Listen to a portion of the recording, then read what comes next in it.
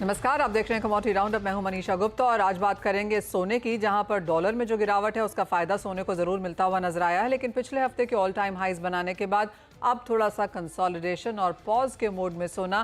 क्या करना चाहिए आपको बताएंगे। साथ ही बात करेंगे बेस मेटल्स की, जहां पर आज का दिन बेहतरीन नहीं है, लेकिन पूरा का पूरा अगस्त का महीना अगर देखा जाए तो ज़्यादातर मेटल्स में तेज़ी का ही रुझान बनते हुए नजर आया है। फिर चाहे वो कॉपर हो, जहां पर अपने ऑल टाइम हाई से करीबन 16% गिरावट के बावजूद भी हमने 2% की तेज़ी अगस्त के महीने में आते हुए देखी है, लेकिन एब्सोल्यूट आउट परफॉर्मेंस यहाँ पर एल्यूमिनियम और जिंक की तरफ से है, जहाँ पर 10 से 12% की बढ़त दोनों ही मेटल्स में देखने को मिली। साथ ही बात करेंगे बारिशों की, जहां पर गुजरात के हालात अभी भी खराब हैं और काफ़ी सारे अलर्ट्स कर्नाटका, केरला और महाराष्ट्र में कई जगह पर हैं। यहाँ पर क्या है लेटेस्ट बताएंगे आपको। इन सब पर बात करने के लिए हमारे साथ हैं जीजेसी के चेयरमैन संयम मेहरा, कोमर्जी ग्रुप के डायरेक्टर रवि दियोरा और एमडी के सीनियर साइंटिस्ट आर के जनमनी। शुरुआत लेकिन यहाँ पर सोने के साथ कर लेते हैं और संयम, आपसे जानना चाहेंगे कैसे देखते हैं आप ये करंट प्राइसेस और यहाँ से किस तरह की demand as of now on ground है। नमस्ते मनीषा जी। 2520 कॉमिक्स के रेट्स हैं। रेट्स पिछले थोड़े टाइम से $10-15 घटे हैं, लेकिन ये टेम्पररी गिरावट है। फिर से भाव जो है $50 to $100 की तेजी आ सकती है। टेम्पररी वापस अगर उसके बाद भी तेजी आने के बाद थोड़ी सी गिरावट आ सकती है, लेकिन ओवरऑल तेजी है। इसके अंदर भी आज मान लो रशिया ने बताया जिस तरीके से कि थर्ड वर्ल्ड वॉर हो सकती है आने वाले टाइम के अंदर। 25 to 50 पैसे के रेट्स जो फेड के अंदर रेट कट हो सकते हैं। इन्फ्लेशन भी 2.65 2.70 के आसपास आती दिखती है। आज शाम को भी काफी डाटाज है। यूएस के होम सेल्स के डाटा है, कंज्यूमर प्राइस है, पीसी प्राइस इंडेक्स के डाटाज हैं। तो ये डाटाज भी काफी इंपॉर्टेंट है जो आज शाम को रहेंगे। और जो ग्राउंड पे आप देख रहे हैं, तो अभी जैसे 9% कस्टम ड्यूटी घटी थी, उसके बाद जिस तरीके से ग्राहकी बढ़ी थी, आज अभी भी ग्राहकी मुझे लगता है कि उससे 20-25% डाउन है। लेकिन कस्टमर कंज्यूमर अभी भी मार्केट के अंदर है और एक्सपेक्टेशन कंज्यूमर को भी है कि प्राइस 76-77,000 तक दिवाली के आसपास हो जाएगा। तो बाइंग मार्केट के अंदर अच्छी है। शादी का सीजन भी आगे आने वाला है, तो उस वजह से ग्राहकी मार्केट के अंदर अच्छी है। और आने वाले टाइम के अंदर जो जीजेएस का आएगा 25 सितंबर के अंदर शो, उसके अंदर भी होलसेलर्स अच्छी तरह से माल बना रहे हैं, मैन्युफैक्चरर्स माल बना रहे हैं और रिटेलर्स भी मुंबई आके उसकी बाइंग के लिए अपना अच्छी तरह से तैयारी कर रहे हैं। ऑल राइट, तो क्लियरली आईजीएस के नंबर स्ट्रॉन्ग थे और आप कह रहे हैं कि जीएससी के जो फेस्टिवल है यहाँ पर सितंबर में, वहाँ पर भी बढ़त की एक्सपेक्टेशन। संयम, ऑन ग्राउंड जैसे आपने कहा कि एक स्पर्क जरूर आता हुआ हमने यहाँ पर देखा था कि एकदम ड्यूटी कट के बाद वो थोड़ा सा अब यहाँ पर थमता हुआ ठहरता हुआ सा नजर आ रहा है, लेकिन उसके बावजूद भी क्योंकि इस फाइनेंशियल ईयर का फर्स्ट क्वार्टर बहुत बेहतरीन नहीं था, अब इस क्वार्टर में आपको लगता है कि क्वार्टर ऑन क्वार्टर किस तरह की बढ़त देखने को मिलेगी? देखिए, लास्ट ईयर से 10% की ग्रोथ सेकेंड क्वार्टर के अंदर आएगी, क्योंकि फर्स्ट हम्म। क्वार्टर जो था उसके अंदर इतने अच्छे नंबर्स नहीं आए। हम्म। 75-76 के रेट्स गए, तभी कस्टमर कम था मार्केट के अंदर, बाइंग कम थी मार्केट के अंदर। लेकिन अभी हम देख रहे हैं कि बाइंग उस लेवल की अच्छी है। गोल्ड के एक्सपोर्ट्स अच्छे हो रहे हैं। अप्रैल और सॉरी अपना अगस्त सितंबर के अंदर जो इंपोर्ट्स के फिगर हैं वो भी अच्छी आएंगी, कंपैरेटिवली लास्ट ईयर से बेटर आएंगी।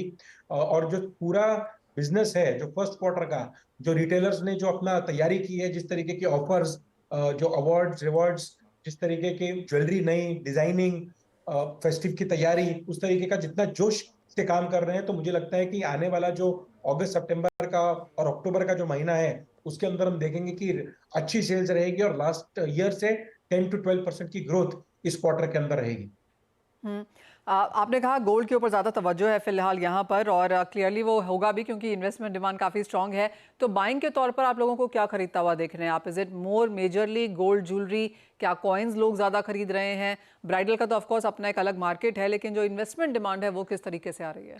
देखिए, गोल्ड के अंदर अगर गिफ्टिंग पर्पज से लोग 8 ग्राम की 10 ग्राम की गिनियां खरीद रहे हैं, 1 ग्राम 2 ग्राम के कॉइन्स खरीद रहे हैं, और ये भी देख रहे हैं कि जो लाइट वेट ज्वेलरी हम देखेंगे कि जो मिलीनियल्स है वो भी उसको अच्छी तरीके से बाय कर रहे हैं। ब्राइडल जो अभी शादी के फेस्टिवल आ रहे हैं उसके अंदर ब्राइडल ज्वेलरी भी चल रही है। और गोल्ड बार्स भी जो खरीद रहे हैं लोग, आने वाले टाइम के अंदर उसको ज्वेलरी के अंदर ही कन्वर्ट करते हैं कुछ महीनों के अंदर। अगर इमीडिएटली डिमांड नहीं होती है तो वो गोल्ड बार्स या गोल्ड कॉइन्स खरीद लेते हैं। ईटीएफ और डिजिटल गोल्ड भी इन्वेस्टमेंट रूप से काफी अच्छे तरीके से चल रहे हैं, क्योंकि सॉवरेन गोल्ड बॉन्ड्स अभी गवर्नमेंट ने डिसाइड किया है कि उसको आगे नहीं चलाना है, क्योंकि 122% का लॉस गवर्नमेंट को हुआ है इसके अंदर। तो आने वाले टाइम के अंदर डिजिटल गोल्ड या ETF ही फॉर्मेट है कि नॉन फिजिकल गोल्ड के अंदर अगर उसकी बाइंग करनी है, और ऐसा SIP फॉर्मेट से लोग बाय कर रहे हैं 26-27 के अंदर गोल्ड जो है वो देख रहे हैं कि 1 करोड़ या 1 करोड़ 10 लाख रुपीस किलो हो जाएगा, और आने वाले 10 ईयर्स के अंदर 5 to 7 टाइम्स गोल्ड की ग्रोथ होगी। ऐसा मार्केट का मानना है, कंज्यूमर्स का मानना है। इस वजह से SIP के फॉर्मेट में धीरे धीरे सब बाइंग कर रहे हैं। सही, हम आप तो मैन्युफैक्चर भी करते हैं, एक्सपोर्ट का भी काम करते हैं, एक्सपोर्ट्स कैसे हैं इस वक्त? देखिए, एक्सपोर्ट्स पहले हमने सोचा था कि दुबई के अंदर या इंटरनेशनल मार्केट्स के अंदर अगर 9% जैसे कस्टम ड्यूटी घटी है तो उसके बाद थोड़ा सा इफेक्ट आएगा, लेकिन वो शुरुआती इफेक्ट था जो कुछ 15 से 20 दिन तक था। लेकिन अभी वापस अगर हम देखेंगे सिंगापुर, मलेशिया, दुबई, सऊदी, ये सब कंट्रीज के अंदर अच्छी एक्सपोर्ट्स की डिमांड आ रही है। वहां पर भी जो सीजन है वो यहाँ पर साउथ के अंदर जो ओणम चलता है, तो केरलाइट ज्यादा है दुबई के अंदर, सऊदी के अंदर, तो वहां पर जो बाइंग है वो लोग ही करते हैं, तो वहां पर उनकी अच्छी डिमांड है रिटेलर्स की एक्सपोर्ट्स के लिए। हैवी वेट की ज्वेलरी है, 20 कैरेट 8750 की जो ज्वेलरी है सऊदी में जो चलती है, और 92 की जो चल रही है दुबई के अंदर, 18 कैरेट की चलती है जो पहले इटली से इंपोर्ट होती थी, अभी इंडिया से जा रही है दुबई, तो वो भी उसकी भी सेल्स अच्छी है ट्राई कलर ज्वेलरी की। तो मुझे लगता है कि जो ड्यूटी घटी है उस वजह से एक्सपोर्ट्स के ऊपर ज्यादा असर नहीं पड़ेगा गोल्ड के अंदर, और गोल्ड की ओके, डिमांड, हैंडमेड ज्वेलरी की डिमांड इंटरनेशनल मार्केट्स की अच्छी रहेगी। ऑलराइट। सही, हम एक फाइनल सवाल, और अब ये मैंने सबसे पूछना शुरू कर दिया क्योंकि जिस तरह की ग्रोथ हमने यहाँ पर फेस्टिवल्स में ज्वेलरी मार्केट में आते हुए देखी है, और जिस तरह से आप लोग सब अपने बिजनेसेस कंसोलिडेट कर रहे हैं, एक्सपैंड कर रहे हैं, क्या संयम मेहरा भी यहाँ पर IPO को देख रहे हैं? देखिए, हम लोग मल्टीपल तरीके ढूंढ रहे हैं, तरीके देख रहे हैं मनी को रेज करने के। तो हाँ। शायद वो बैंकिंग का फॉर्मेट हो, आगे जाके लिस्टिंग को हम ऐसा नहीं कर बोल रहे कि ना हो, लेकिन आने वाले टाइम के अंदर हम मल्टीपल फॉर्मेट्स देखेंगे मनी रेज करने के, क्योंकि मनी रहेगा तो ही ग्रोथ आएगी। मैन्युफैक्चरिंग होलसेल के अंदर डिमांड बहुत है, क्योंकि 3000 शोरूम्स अगले साल खुलने की आशंका है, तो उस 3000 शोरूम्स को फुलफिल करने के लिए मैन्युफैक्चरिंग से यूनिक चेंज भी सोच रहा है कि मल्टीपल फॉर्मेट से अपने मनी को रेस करके इन शोरूम्स के अंदर माल देने के लिए पूरा तैयार है। ऑलराइट, संयम, शुक्रिया साथ जुड़ने के लिए और बहुत कैंडिडली सब आंसर भी करने के लिए। तो यस, मनी रेज करना होगा, और जैसे आपने कहा 3000 नए शोरूम्स यहाँ पर अगले 1 साल में खुलने वाले हैं, और आपकी तो चांदी है, सोना भी है, डायमंड भी है, तो क्लियरली अच्छा खासा बिजनेस होने की एक्सपेक्टेशन भी है, तो many congratulations for that. Well, यहाँ पर फेस्टिवल सीजन है, और इसी बीच यहाँ पर डी बियर्स और ज्वेलरी रिटेल ब्रांड तनिष्क ने भारत में नेचुरल डायमंड के कारोबार को बढ़ावा देने के लिए करार किया है। इसी पर हमने बात की डी बियर्स की CEO सैंड्रीन काउंसलर से और टाइटन के CEO jewellery division Ajay Chawla से। सुनिए उन्होंने क्या कहा। Ajoy, Sandrine, first of all, many congratulations for this very exclusive tie-up. Sandrine, why don't you start by telling us on what this tie-up really means for De Beers? Well, this is key for us because we see India as an absolutely core market. We know that India has been shaping this industry from the B2B point of view, being the heart of the market in the polishing, but we see an opportunity for India shaping the market from a consumer point of view. Why? Because it's a very big market with a growing upper middle class, a very low penetration, which means very low. Few number of people are today buying diamond, and very small diamond in the market. So great opportunity to show the way to the rest of the world about how to grow natural diamond. And this is why we see this partnership as key. All right. Ajoy, just to put that in numbers then, and what is the kind of penetration would you see right now on Indians buying diamonds, and what is the kind of growth that we're looking at, just to put that in numbers? I think the Indian diamond penetration is very low compared to the rest of the world. It's maybe around 10% people own diamonds. And from a value contribution, diamond jewelry is for the market as a whole at around 12%. For Tanishq, it's closer to 30%. We believe that Tanishq has been a champion of democratizing diamonds in this country for the last 3 decades. And that's why we see that we have a lot more play in the diamond jewelry segment. We believe this partnership is a great opportunity as the market is about to take off. It has begun to take off, and there's a great opportunity to shape the market in the manner we want. Alright, वो एक tie up था तनिष्क और De Beers के बीच में जो कल होता हुआ हमने देखा है, और वो इसीलिए है कि फेस्टिवल सीजन से पहले यहाँ पर डायमंड्स की understanding, knowledge, information, transparency certification, इन सब के बारे में कंट्री को यहाँ पर अवगत कराया जा सके। लेकिन जैसे अजॉय हमें बता रहे थे कि 10% इंडियंस के पास ही फिलहाल यहाँ पर डायमंड्स हैं। एंड ओवरऑल अगर हम ज्वेलरी सेक्टर को देखें तो diamond jewellery as of now 12% का हिस्सा है overall diamond as overall jewellery as a sector में। तो क्लियरली एक काफ़ी अपसाइड यहाँ पर बनाई जा सकती है। बात जब सोने चांदी की हो रही है तो रवि, आप यहाँ पर प्राइस व्यू क्या कहेंगे अब, क्योंकि सोना थोड़ा सा कंसोलिडेट हो रहा है, ज़्यादातर लोगों को लगता है कि चांदी यहाँ पर आउट परफॉर्म करेगी, तो ऐसे सिनेरियो में कहाँ पर निवेश कैसे किया जाए? जरूर से आई थिंक दोनों काफी अच्छी अपॉर्चुनिटी प्रोवाइड कर रहा है। आई थिंक अभी 18 को जो एफएमसी मीटिंग है तब तक तो एटलीस्ट लग रहा है कि कोई भी डिप सस्टेन नहीं होनी चाहिए। एंड आई थिंक इसमें अभी मींस के मार्केट का जो फोकस है वो बिटवीन 25 to 50 है। अगर 25 बेस पॉइंट से रेट कट आता है वहां पे प्रॉफिट बुकिंग डायरेक्टली इमर्ज होगी। अगर 50 बेस से आता है ये रैली कंटिन्यू होगी।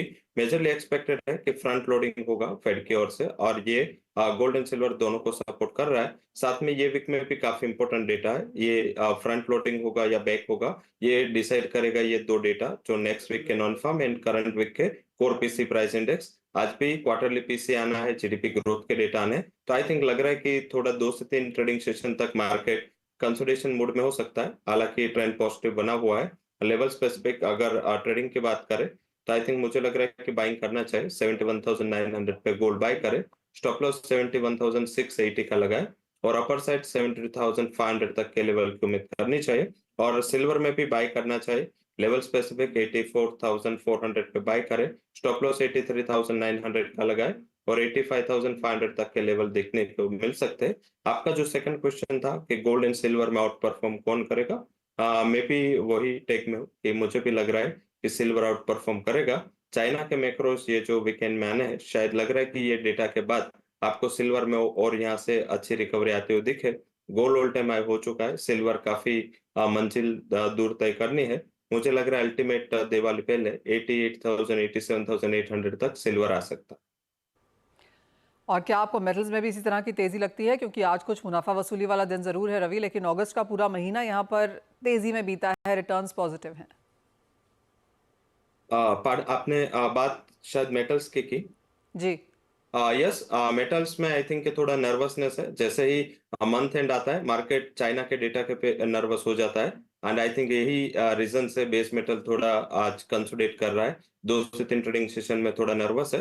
आई थिंक चाइना के डेटा जो वीकेंड में आने हैं इसमें अगर ये इंडेक्स 50 के ऊपर फिर से जाता है मेरे हिसाब से तो ही मार्केट में कुछ बड़ी पॉजिटिविटी या सस्टेनेबिलिटी होगी।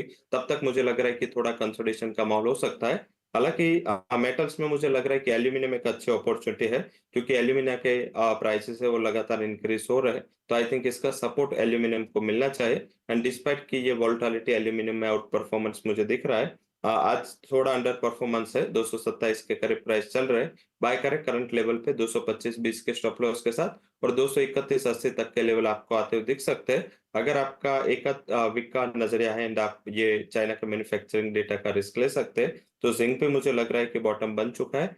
266 का उसने बॉटम बना लिया है। एक छोटे स्टॉप लॉस के साथ जिंक में बाय करें 266 के और अपर साइड जो टारगेट है वो 273 का होगा।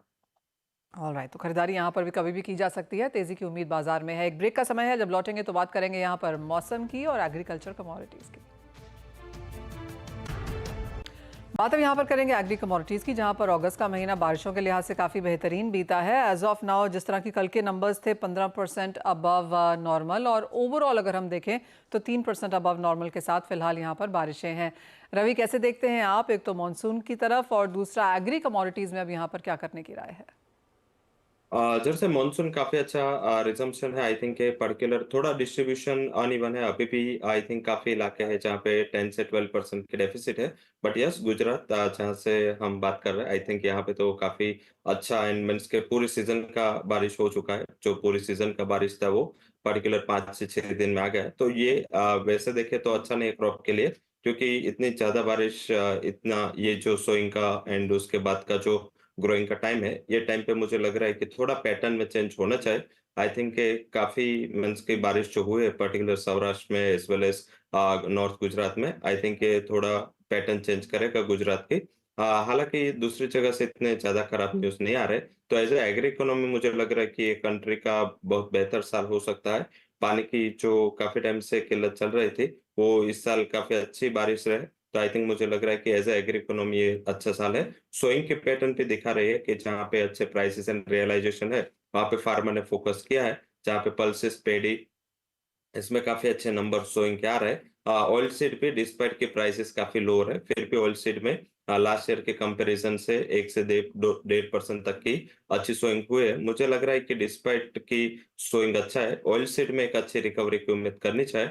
ये पूरा साल ऑयल सीड के लिए नीचे रहा है क्योंकि ऑयल सीड में ज़्यादातर जो प्रेशर है वो सप्लाई का था, बट मुझे लग रहा है कि हालाँकि लिस्टेड नहीं है, बट सोयाबीन मुझे लग रहा है कि 4500 एक अट्रैक्टिव लेवल है। यहाँ से नीचे प्राइसेस मुझे नहीं दिख रहे अपर साइड। एक बार आपको 4800 4900 तक के प्राइसेस की उम्मीद करनी चाहिए। अगर आपका नज़रिया 1 से डेढ़ महीने का हो, मुझे लग रहा है कि ये कमोडिटी में अच्छी रिकवरी है। जो एनसीडीएक्स लिस्टेड एग्रीकल्चर कमोडिटीज़ है, वहाँ भी मुझे लग रहा है कि अभी काफ़ी कमोडिटीज़ है, वो अपने बॉटम बनाने के करीब है। इंटरनेशनल डिमांड थोड़ा वोलेटाइल रहा है, इन पर्टिकुलर आगे जाके भी पॉलिसी एंड जो प्राइसेस है, वो थोड़े वोलेटाइल ही रहेंगे। कोई बड़ी नॉर्थवर्ड डायरेक्शन में तेज़ी नहीं होगी। ब्रॉडर मेरा मानना है कि कंसोलिडेशन फेज़ में हम जा रहे हैं। बट यस, एग्री इकोनॉमी में मुझे लग रहा है कि सोइंग के बाद जो यील्ड आएगी, वो यील्ड काफ़ी बेहतर आनी चाहिए। हम्म। तो इन सब के मद्देनजर कहाँ पे आपको लगता है कि ट्रेड किया जा सकता है, क्योंकि गुआर में एक लगातार गिरावट देखने को मिली है, मसालों में भी हमने ज़्यादातर यहाँ पर मंदी के साथ कारोबार होता हुआ देखा है। हल्दी स्पेशली यहाँ पर एक कंप्लीट सेल ऑफ आता हुआ नजर आया।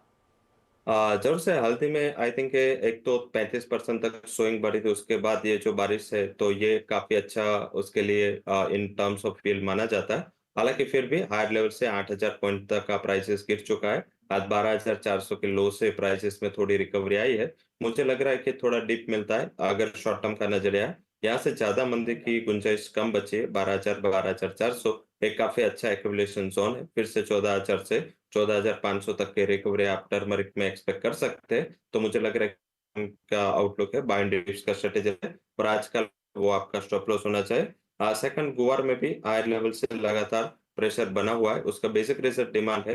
इंटरनेशनल, डोमेस्टिक दोनों डिमांड में काफ़ी वीकनेस है। हालाँकि वहाँ पे सप्लाई भी कम है, तो वो वहाँ से पेयर हो जा रही है। तो आई थिंक वहाँ पे ध्यान रखें। मेरे हिसाब से 5250 से 70 एक अच्छा एक्यूमुलेशन ज़ोन होगा गुआर सीड के लिए। डाउन साइड जो स्टॉप लॉस है आप 5200 का लगा है। एक लिमिटेड अपसाइड मुझे लग रही है, वो 5400 तक लग रही है। और सेकंड जो कमोडिटी है वो है कैस्टर सीड। कैस्टर सीड में इतनी ज़्यादा सोइंग नहीं है एंड पर्टिकुलर प्राइसेस काफ़ी रेंज बाउंड रहे हैं। यहाँ पे मुझे लग रहा है कि अगर आपका शॉर्ट टर्म का नज़रिया है, आप अक्टूबर कॉन्ट्रैक्ट में बाय करें। 60 ओके। 100 के जितने करीब मिलता है, ये कमोडिटी को आपको बाय करना है। 6000 के ऑलराइट। स्टॉप लॉस के साथ 6300 के टारगेट आपको जल्दी वहाँ पे आते हुए दिख सकते हैं। तो ये 2 ऑलराइट, तो ये कॉम्प्लेक्स हो। ऑलराइट, तो ये कमोडिटीज़ हैं जहाँ पर कारोबार किया जा सकता है। लेकिन अब हमारे साथ आईएमडी के मिस्टर जनमनी जुड़ चुके हैं। मिस्टर जनमनी, बहुत शुक्रिया साथ देने के लिए। कैसे देखते हैं आप, सबसे पहले जो गुजरात में अभी भी रेड अलर्ट है, जिस तरह की वहाँ पर हाल है, बारिश से अभी भी वहाँ पर राहत नहीं है, क्या है लेटेस्ट वहाँ से? नहीं, अभी जो सिस्टम जो डीप डिप्रेशन है अभी still continuing over this Kutch area and adjoining Gujarat area. And the rainfall mainly now confined to the Saurashtra and Kutch. We have given today for the red color for the very heavy rainfall. But as you told, the rainfall has been there from 23 onward. So that monsoon has been very active, and we are getting almost extremely heavy rainfall since almost every day 24th onward. So that has created a extreme rainfall scenario and flood scenario. Yeah. Mister जनमनी, normal से कितनी ज़्यादा rain है as of now Gujarat में, और जो बड़ौदा अहमदाबाद के इलाके हैं जहां पर अभी भी काफ़ी कंसर्न्स हैं, उन्हें क्या एडवाइस करेंगे आप? Yeah, overall, if we see the rainfall has been almost, large excess, particularly over Saurashtra and Kutch. If we see the seasonal rainfall till 28 August, something like 209 millimeter, but actual realized is very high actually. This is coming around 67% plus. And Gujarat region also we are getting excess rainfall plus 22. And most interesting is that Rajasthan also continuously getting higher rainfall in this season actually. Yeah. तो आने वाले दिनों में अब स्थिति कैसी रह सकती है? अगले 2-3 दिनों में आपको लगता है कुछ राहत मिलेगी या अभी बारिश जारी रहेगी यहाँ पर? एक्चुअली अगर बात करें तो मेनली बिकॉज सिस्टम एक के बाद एक फॉर्म हो रहा है, तो और जैसे ये जो सिस्टम था ये right from Bangladesh came to the Gujarat region during last 1 week, and they gave all along the central India and particularly western India gave a very high rainfall. So we are getting another system also equally strong, and today we have given low pressure area over central adjoining north way. This will also intensify into a depression, and it will cause very high rain, extremely heavy rainfall over central India, particularly Andhra Pradesh, Telangana, and also East Madhya Pradesh, South Chhattisgarh, South Odisha. So next 7 days, most part of India will continue to get rainfall, but high rainfall will be East Central India. And as we know, any system form over Bay of Bengal will also enhance rainfall over Konkan, Goa, and Kerala, Karnataka, and Gujarat. Gujarat may get another spell of heavy rainfall, maybe middle of the next week. Yeah. Middle of next week okay and as of now जिस तरह का overall rainfall का number है अगस्त आप कितना access rainfall अभी तक देखते हैं एनी सेंस कि सितंबर की शुरुआत जैसे आपने कहा कि नेक्स्ट वीक एक और स्पेल यहाँ पर गुजरात में रह सकता है, तो ओवरऑल सितंबर का महीना ओवरऑल कैसा दिखेगा? Yeah, as we know that only June was having -9% because of the initial part of the impact of the El Nino, but July revert back with the excess rainfall near about 10%. Or 11%, and August is much more than the July. So we are getting right now 16% till 28 August. And when you have excess August till 28 August 2024, and that excess August has resulted a very good spatial distribution, a large part of India, except a few pockets in Punjab and Himachal and Jammu Kashmir. And we are, and Arunachal Pradesh only receiving deficient rain. So also, if we see Punjab, it is the irrigated area. So deficiency also are not very high. If we see the highest deficiency, we get mostly Punjab, and Punjab has how much only up to 28% minus. Other like Bihar, others below 30%. So it is a good monsoon. If we see last 4-5 years, I think it is going to be a good monsoon 2024 actually. Earlier we had 2021. Some good rain was there, but this year really has a very good monsoon till we are getting actually. Yeah. Fair point mister जानमनी, as always बहुत शुक्रिया हमारे लिए आज यहाँ पर समय निकालने के लिए। तो क्लियरली एज ऑफ नाउ बारिश से फिलहाल राहत नहीं है, और जैसे मिस्टर जानमनी कह रहे हैं कि ये बारिश कुछ रुक रही है, लेकिन अगले हफ्ते फिर से एक नया स्पेल यहाँ पर गुजरात के लिए आ सकता है, तो क्लियरली वहाँ पर ज़्यादा पानी की दिक्कतें रह सकती हैं। लेकिन इसी के साथ फिलहाल इस कार्यक्रम में इतना ही समय है। ब्रेक के बाद हम वापस आएंगे और बात करेंगे इक्विटीज़ की।